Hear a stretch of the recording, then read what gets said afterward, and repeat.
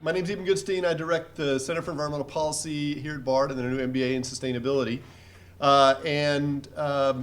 I'm really just here to moderate today. So we've invited a couple of scholars from the Levy Institute, the Levy Economics Institute here at Bard, to talk about the good financial society in the context of this meeting. And as you know, there's a whole series of, I think, 6 workshops centered around this issue. We had a very good launch yesterday and a nice overview in the session with Bob Massey and John Fullerton and others, in which I think the argument was made that, you know, in this era of endogenous money that banks are in charge of expanding and contracting the money supply in a disruptive, pro-cyclical fashion. And so we want to think about alternatives. And there's no better folks to think about that than the people who work at the Levy Economics Institute. The Levy Institute has been around for a couple of decades now. Is it 30, 20 years at least. And it's really been a home for a couple of sort of broad macroeconomic topics. And it's perhaps best known as kind of the intellectual heir of the work of Hyman Minsky, who developed notions of financial fragility back in the 60s, and really his theoretical framework has had incredible relevance in the last couple of years. But Levy also has done a lot of work in terms of just macroeconomic forecasting and modeling. They have folks also working on these issues of alternative GDP measures. They've developed a Levy Institute for the measure of economic welfare. So there's a lot of interesting research going on there. We have with us today Pavlina Tcherneva and Thorvald Mo. And they're going to approach this issue of the public purposes of money and the direction of what kind of society money should be supporting. And with no further ado, I'll turn it over to Pavlina first. What I'd like to do today is draw in very broad brushstrokes some of the prerequisites of what I consider a good financial society, but my focus specifically is going to be on policy, monetary and fiscal. And the context that I'm going to develop for my remarks will will consider the nature of money very briefly, and then the evolution of capitalism and the role money has played in the evolution of capitalism in order to understand, or at least begin to understand, some of the sources of instability that would then lead us down the path of outlining those prerequisites for good financial society and good policy. Now, I believe this audience is pretty sophisticated on the issues of the nature of money, and you won't be surprised that Hyman Minsky held a very similar view to many sociologists, historians of money, assyriologists, numismatists, and namely that money in its nature and its origin is not a thing, it's not an object, but rather it is an abstract measure. It is an IOU, or a social credit debt relationship. Minsky called it a two-sided balance sheet event, which means that the physical manifestation of that social relationship always represents an asset to the holder and a liability to the issuer. In this context, then anyone can issue money, and indeed everybody does, in order to finance our economic activities. The point is, how do we get our money accepted in economic transactions?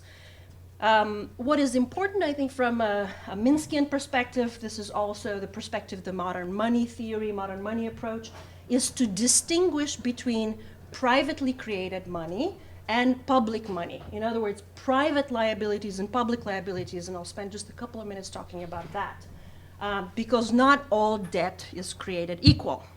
Now, Minsky argued that you could look at the world, the landscape of financial instruments, and really study them as these kind of two-sided credit debt relationships. And you can stratify social debt relationships in the simplified hierarchical fashion, where at the bottom of the money pyramid, we have privately created money. Those would be the IOUs, the liabilities of households or firms. And they will include anything and everything from simple things like company checks to electric bills, to mortgages, to sophisticated financial instruments, credit default swaps, derivatives, and on and on and on and on. So you could use this sort of analytical tool to look at whose asset a particular instrument is and whose liability it is. What is unique about privately created debt is that it can only be settled by delivering a third-party IOU. In other words, a mortgage is it's a credit-debt relationship between me and my bank. But the mortgage gets extinguished when I deliver a third-party IOU, that is bank money, the IOU of a bank, and that is a demand deposit. I use part of my demand deposit to settle my debt. And that happens with all private sector transactions and private sector liabilities. Banks then clear payments between each other by delivering another third-party IOU, and in this case, reserves. And that is the IOU of the government. So at the top of the pyramid, Minsky argues, is state money. And for analytical purposes, it is useful to consolidate the federal government by looking at the Fed and the Treasury together. And we have the top of the pyramid, high-powered money, which includes coins, currency, and electronic reserves. What's unique about government money, or the government, is that it is the only agent in the economy that doesn't deliver a third-party IOU to settle its debts. It delivers more of its own liabilities in payment. And there's a lot more to be said to this story, but I have to sort of skip ahead and just want to point out that in the historical context, money really arises as a public good. And I can't go into the history, but I can refer you to a paper that I have on my website called Chartalism and the Tax-Driven Approach to Money, which sort of traces some of the historical record and basically argues that money is not a thing, but an abstract unit of account, an abstract measure. It is a state-administered unit of account used to standardize debts between debts and penalties between private parties and debts to and by the public authority. So, and this is normally the case even through ancient times. We have this public good, in other words, a state-administered unit of account. In the modern context, that public good has also evolved as a public monopoly, where modern states not only declare how debts, private or public, will be denominated, but they also determine the physical form of that unit of account, and they have monopoly over the issue of that physical form, whether that is a reserve or a coin or note. So in this context, then, understanding how the government is the only agent that doesn't deliver a third-party IOU for settlement of debts, and that it is a public good and a public monopoly, then it's a short leap to the next statement that modern governments that control the issue of their own liabilities are not limited by taxation or borrowing to spend. They are not limited by their income earning potential to spend, unlike private agents. They don't have to earn those other liabilities. Bernanke actually states this very clearly in a 60 Minutes interview where he says, no, we don't spend taxpayer money. What we do is we simply mark up the size of the account of the recipient of the expenditures. So we really spend by computer keystrokes. Now, the European Union is an important exception to the rule. Many EU nations don't have control over their currencies, and I'm happy to discuss this in the discussion period. But again, this distinction between public debt and private debt, I believe, is important.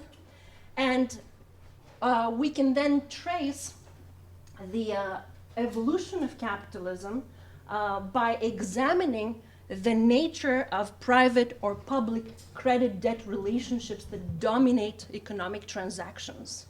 So here's what Minsky argued. He said, if you zero in on the distinctive economic activity that is being financed in a particular period, and then you look at the key source of finance, the credit instrument that is used to finance those activities, then you can argue that you have entered a particular phase of capitalism, and you can also assess which group holds the greatest economic power. It's a long story, but very briefly, you could look at the early stages of capitalism, merchant capitalism, where the pivotal source of finance will be small merchant bank credit to finance merchant small trade activities. And with the onset of the Industrial Revolution, we enter industrial capitalism, where we have the growth of big banks, different financial instruments to finance industrial production, mega banks, conglomerates, etc. The next phase is moving away from financing real production to financing highly speculative financial investments, and that's the age of banker capitalism, which ends with the Great Depression. Afterwards, we enter a different phase of capitalism called managerial or welfare capitalism, and I have highlighted that because that is the one phase that is the most stable phase of capitalism. And what's different in this phase is that the distinctive activity that is being financed during that period is public investment, public employment, public policy associated with New Deal reforms. The pivotal source of finance are not private credit instruments, but indeed it's government money, publicly issued government debt. As time goes on and memories fade of the Great Depression, then we slowly dismantle the welfare state and the New Deal sort of protective institutions that we've put in place. We deregulate and enter the age of financialization, or what Minsky called money manager capitalism. That is the current phase associated with large-scale managed funds, domestic and globally, and with new financial, highly complex private credit instruments as derivatives, credit default swaps, on and on and on and on. In this story, in the Minskian story, what we tend to observe is that private credit creation, expansion driven by private credit creation, tends to increase the fragility of the economic system and bring upon crises. Throughout this time, the public sector has redefined its role, and how the public sector stabilizes the economy has sort of changed through time, but we tend to have two primary functions of government, which are the lender of last resort associated with monetary policy and spender of last resort associated with fiscal policy. What we have learned to do very well is to put a floor on collapsing demand and a floor on collapsing asset prices. What we have not learned how to do through policy is to put a ceiling on explosive speculative demand or unsustainable growth. And that's the crux of the problem when it comes to reshaping, rethinking, and reorienting policy, monetary and fiscal, for the good financial society. So very briefly, I think that Thorvald is going to talk a bit more about the specifics here. Monetary policy, if we understand that money is a public good and it is a public monopoly, then we can treat the banking sector as a public monopoly or as a public utility. In that context, then we move away from the current model of fine-tuning the economy through interest rate changes and instead focus on regulation and supervision. That would include things like direct control to prevent runaway speculation, enhanced oversight of financial institutions, radical downsizing of the financial sector, which Minsky called the simplification of finance, the end of the too-big-to-fail model. In other words, we let systemically dangerous banks and managed funds fail. We focus on small community banks, and we return to the underwrite and hold to maturity model rather than originate and distribute, the securitization model that brought down the recent crisis. We also maintain low and stable interest rates, which will partially euthanize certain rentier incomes. And we replace financialization with New Deal 2.0 financial regulation. What this means is that we are essentially reshaping the financial architecture in a way that monetary policy attempts to act to the best of its abilities preemptively, so that we examine the newly created private credit instruments that may end up dominating economic activity and bring upon next financial crisis. With respect to fiscal policy, I consider that to be sort of the more important policy for ensuring a good financial society. Once we understand the nature of modern money, public money, and understand that in a sense we can always afford to pay for important public programs, then we redefine how we think of responsible government. Responsible government spending is not one that attempts to balance the budget or produce a surplus. Rather, it is one that emits public money for productive uses, for the public purpose. In my recent research over the last 2 years, I have been arguing that we need to abandon the fine-tuning fiscal policy approach and the conventional pump priming policies, which are pro-growth, pro-investment policies. And I've shown in some of my papers, which you can find on the Levy site, that this pro-growth agenda is not only more inflationary, but more inequitable. It tends to erode the income distribution, and it fails to produce anything close to full employment. So I've been arguing for a bottom-up approach to fiscal policy where instead of targeting the output gap, whatever that means, right, we actually specifically target the labor demand gap and the gap in public services. So in other words, we make growth a consequence of pro-employment, pro-public investment policy, as opposed to the other way around, leaving employment outcomes to be a byproduct of some pro-growth, pro-investment agenda. The policies for decent employment that I'm advocating are policies through direct job creation, direct public investment. And this is the familiar Minsky employer of last resort proposal. Also, there are other proposals like the job guarantee, New Deal 2.0, green jobs proposals. I have proposed the full employment model through social entrepreneurship, where I've argued that that program would be financed in part by the federal government, but will be run by communities, nonprofits, social entrepreneurial ventures, and the unemployed themselves. I envision this as a permanent policy that offers a voluntary employment opportunity to all unemployed individuals who want to work in a project that serves the public purpose. And I also envision this permanent program as an institutional vehicle that can be used for very specific strategic purposes, for achieving specific socioeconomic objectives like environmental renewal, poverty alleviation, urban development. They're, in a sense, big push policies that target these goals. Just to conclude, why is it important to differentiate between public and private credit? It's because only the public sector can be counter-cyclical. The private sector cannot do the job. The private sector is constrained in its spending by its income and cannot provide the necessary stabilization that all market economies go through. The trick here is, the key message I guess here is to link public spending to specific socioeconomic objectives, not to some arbitrary relationships such as debt or deficit to GDP ratios. Thank you. Okay. Good morning, everybody. I'm also from Levy. What I'm saying, what I will be doing is sort of making a supplement to Pavlina's presentation, and I'll talk about what Minsky said, the good financial society, with a focus on financial structure, financial regulation. I should add that by training I'm an economist and I'm a central banker from Norway. Actually, I've had the luxury of working at Levy for a year, And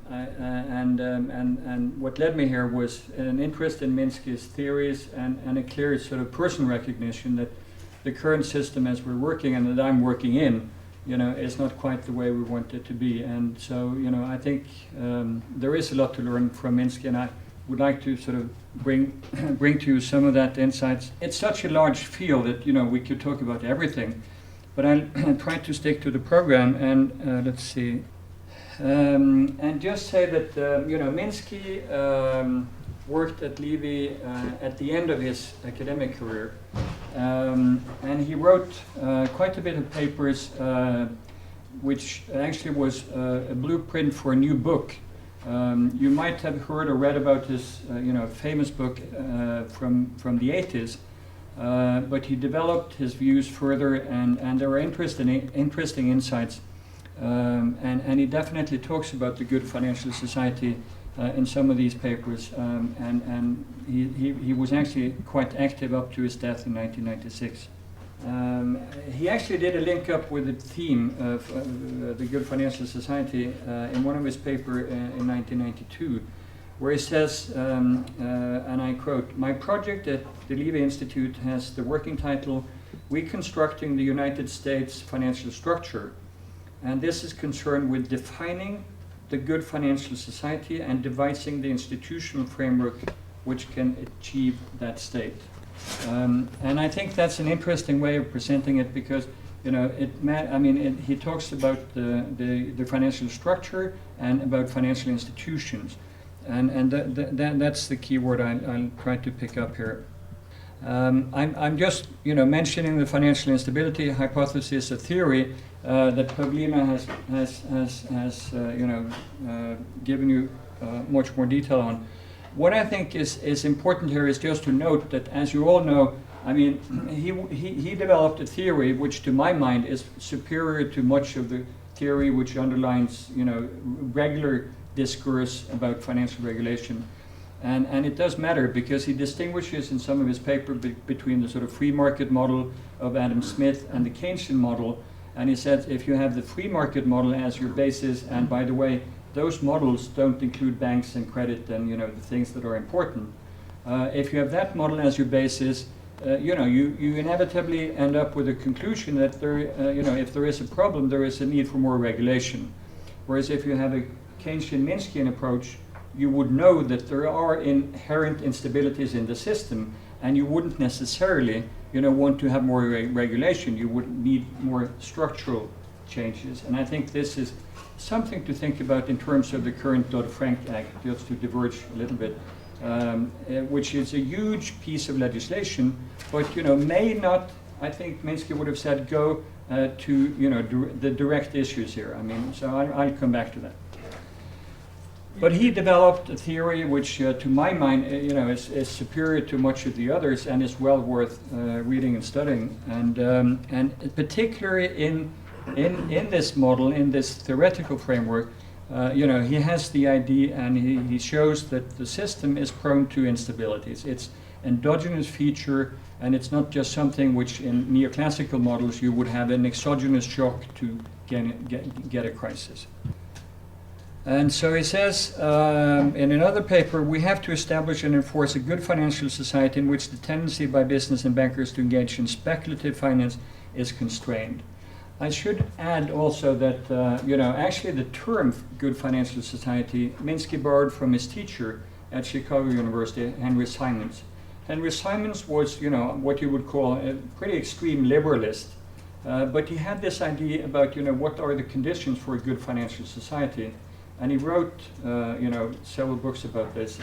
And he actually, had a pretty good idea about, what was needed. As Pavlina said, in the 30s, they had this very clear notion that you had public money and you had bank money, and that bank money was the, reason for much of the problems.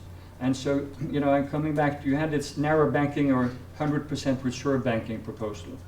In addition, he also felt that short-term capital was, an evil that, made the system unstable. So even though he was a liberalist, he actually had this idea that you should legislate away short-term capital. So in his ideal society, you would have cash and equity, or perpetual contracts. So, he was sort of saying, first you have to legislate to get away, these instruments that create, the evil, and then we can be liberal. It's sort of a nice idea. And it's definitely something that Minsky picked up. Whether it's realistic is another issue that we have to come back to. But anyway, so this is a quote from Minsky, but I mean, as we all know, I mean, it's the speculative aspects of the current system that we are concerned about, and which actually is, propagating on an exponential rate, which, is very concerning. As a central banker and as a practitioner, I've worked in, in financial regulation and been on the board of the financial regulator in Norway and worked on the details. It's very hard to get from where you are to an ideal state, and there are currently a lot of initiatives where people are trying to get there. Pavlina mentioned some of the things that we would like the new stage to be, but it is a big challenge, and we can have wishes. We definitely need visions. But the real challenge is how to get from where we are to this new stage. Minsky also reflected on this, and this is a quote from one of his papers again. He said, the economic history of the US is replete with efforts to get money right. And for those of you who know a little bit of the history about these different initiatives, I mean, it's really nothing new. I mean, currently I'm working on a paper where I'm reading the Patman and Douglas report from 50 and 52. And they were actually discussing how to reform the Federal Reserve.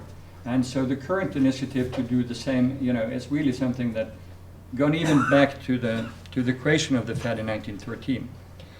Recent experience in financial markets show that we still have not gotten our monetary and financial institution rights. I mean, this is something he wrote in 1994. He was actually at the end of his life, speculating of whether, there was a need for a new national monetary commission. I suggest that enough is amiss in our financial and banking structure that it's time to go back to the drawing board. And he was thinking of, a blueprint for the, national monetary for the 20th century. Again, I'm sure that his idea of a blueprint was very different from the Dodd-Frank Act, or from the what is that, the Bailey Act, or the 1998 Gramm-Leach-Blaley, when they sort of retracted the Glass-Steagall and threw it in a New Deal regulation. In reading Minsky, he makes some points about what specifically he has in mind for the new good financial society.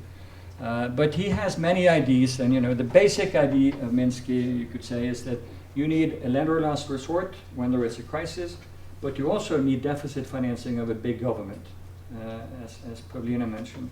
And I think the tragedy of the current situation is that you've had a Federal Reserve who've acted very forcefully on the lender of last resort side, but you have definitely not had the deficit financing that has enabled the economy to gain momentum. But be that as it is, in this article that I quote, he mentioned four things. First of all, he said an essential prerequisite for the good financial society is a central bank that prevent debt deflation through its lender of last resort power. Minsky was very concerned about this, and he felt that it was an important job of the Federal Reserve to step in forcefully in a crisis. But in addition, he also wanted the Federal Reserve to be a more direct supervisor. I mean, not a hands-off supervisor, and he definitely leaned in the direction that the society should have a view about which type of investment was good or bad. And so he, clearly wanted to favor more social desirable activities for investment.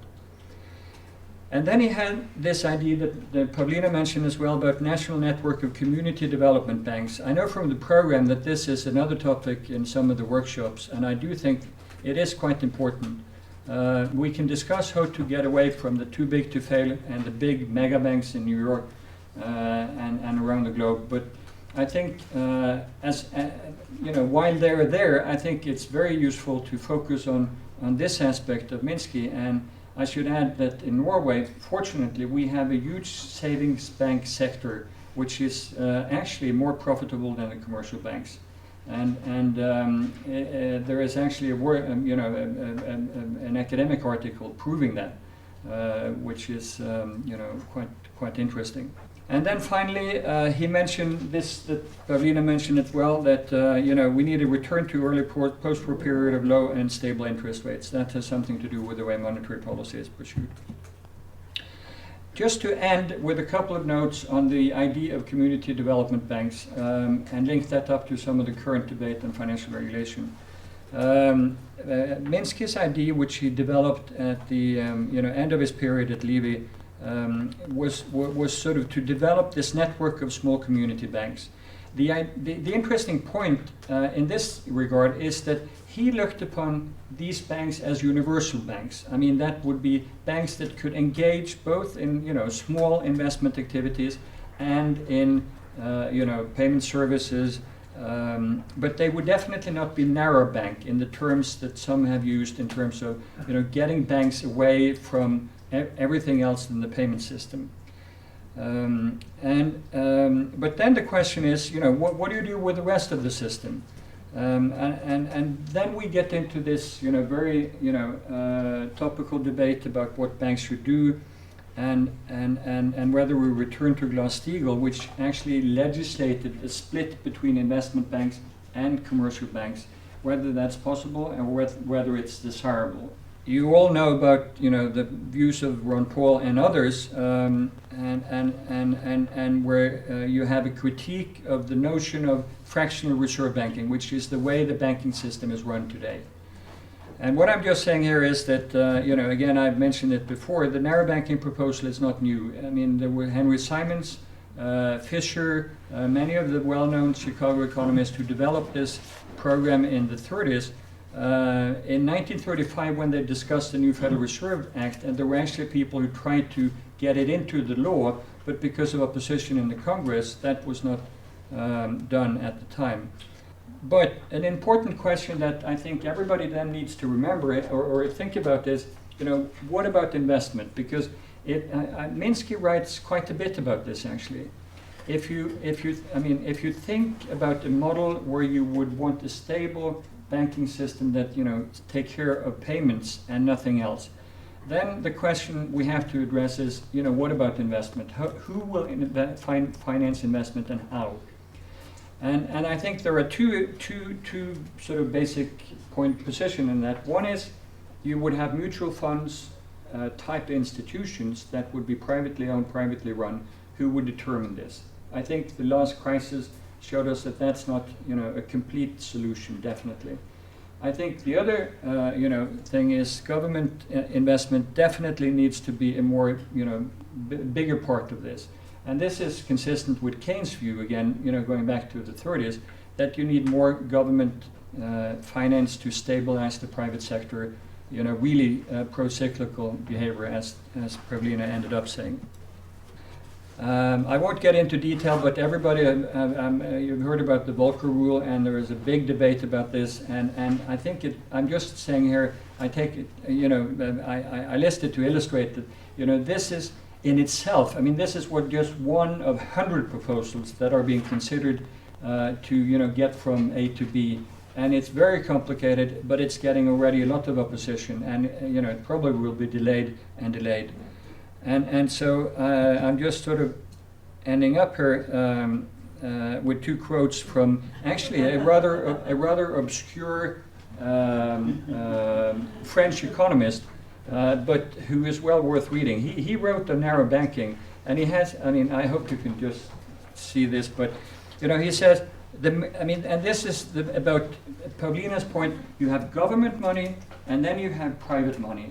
And at one point, we sort of forgot that this was a privilege, that actually they issue money under the umbrella of a state guarantee, right? And so he said the miracles performed by private credit are fundamentally compared to miracles in this. I like this. Counterfeiters could perform for its benefit by lending its forged banknotes in return to interest. In both cases, the stimulus go to the economy would be the same. The only difference is who benefits. And I think, there are clearly someone who benefits immensely and are interested in preserving status quo. And the same guy has this, which you're familiar with, but it's I mean he is not anybody. I mean I could have said it, and you probably know it, but he is talking about this pyramid of debt. Never in the past have there been such an accumulation of promises to pay. Never has it been more difficult to deal with such a situation. True. In the face of such a situation, all the measures taken serve one purpose only: the postponement of the necessary adjustment by extending new loans and the creation ex nihilo of new means of payment, resulting in further increases in the aggregate volume of promises to pay. It's really something to think about, and it's pretty scary. There is a book out there called by Graeber called 3,000 Years of Debt. 5,000. 5,000. The first 5,000. Okay, I've only read 2/3 of the book. But I mean, you can read it and go back and see the origin of debt, as also Pavlina. I think, I'm going to end on this. We can take any questions on any type of financial regulation or things that you would want to raise. But it's both scary. I think Minsky provides very good insights for those who are interested in understanding, what's wrong with the system, how it can be reformed. But we still have a very long way to go. Thank you so much. I work in researching corporations from the social and environmental perspective and rating them. So in terms of the model here, we have the argument that gambling, it has its consequences for some people who get addicted, but it's a social good. It's you're free, you have free will, and nobody's going to boss you around, and you can go gamble if you want to. And apparently Norway accepts that, but also regulates very tightly. Would gambling, would it fit into the frame of, a good financial investment? Actually, I have a very strong, if I can, I have a strong view on that. It may not be related to Minsky, and it may not be related to Norway. But, I think the problem with gambling in the US, as I see it, is really the pension funds. I mean, one of the things which, has struck me is the really sorry state of state finances, and that they're being, forced into gambling because they need to supplement their incomes. And I think that's a structural issue so it's a roundabout answer to your question. I think the pension industry, the insurance industry is we're just about to see the problems there because of accounting rules and stuff, they haven't recognized the losses during the crisis. So in a sense, the losses are being sort of carried forward. We're pretending that we haven't lost them, and there is a day reckoning, and that day reckoning is now coming for the public sector, which have to, account for it. And so you see they're promising 8-7% returns on their pension funds for public employees. And it's ridiculous. I mean, they won't get more than, 4. And so to sort of just to compensate for that small adjustment, they need to get into gambling. I think it's a very sorry state of affairs. I have to say Norway is an outlier, and so I wouldn't really use that as an example for something that can be implemented here. As far as speculation goes, I think it fits in here because, as I said, Simons, who was Minsky's teacher, and I think Minsky as well, would say that speculative activities are bad. But I think there is an interesting debate about which type of financial activities you need to have a society going. And I think some people would consider speculation, other would consider necessary hedging. I mean, like in the farming sector. So I think that's a practical discussion we need to take. What type of speculation to allow. Yeah, go ahead. Yeah, I work for the New Economics Foundation in London, and we've been promoting the idea of quantitative and qualitative controls on credit creation. We've had conversations with the Treasury, with the central bank. The response, certainly from the Bank of England, is it's not our job to get involved in fiscal policy. It's the job of the Treasury, of government, and they're obviously a so-called independent central bank, as are all of the central banks in Europe, apparently. But then, of course, the Treasury, when we talk to them, says, well, this is really conflicting monetary and fiscal policy, so we're not really going to get involved with that. So we're sort of locked into this we're locked into this kind of problem. And I just wondered if you had some insights. I don't know if you guys have a relationship with the Fed, if you talk to them about this stuff, but is there any more give around this area of qualitative credit creation and allocation? Any help you can please give us across the wall? You know, actually the sorry state in the EU is a reflection of this particular, mental block, in my view. Actually, I mentioned that I'm working on a paper from the 30s and 40s. It's by on a central bank chairman, Mariner Eccles. He was, really, someone who advocated deficit financing under FDR, and it's worthwhile to go back and see a situation where you did not have that mental block in the central bank as you have today. The point is that there are some people who appreciate that there need to be a change, and one is Adair Turner, who is the chairman of FDI. I know you've probably been in contact with him, and I just mentioned one thing here. There is a big sort of regulation going on in the Basel Committee, and Basel has something called counter-cyclical buffer, which is an idea that you would have a buffer in the banking system that would be adjusted when credit is gaining too much traction. If you use that as a logical point here, you could argue the following. I mean, if you think about a central bank who has to make an opinion as to whether its credit is growing too much or too little, that's just the first step in the next argument, which is, then you need to have a view as to whether some credit is growing too rapidly than others. I mean, because otherwise it wouldn't really make sense.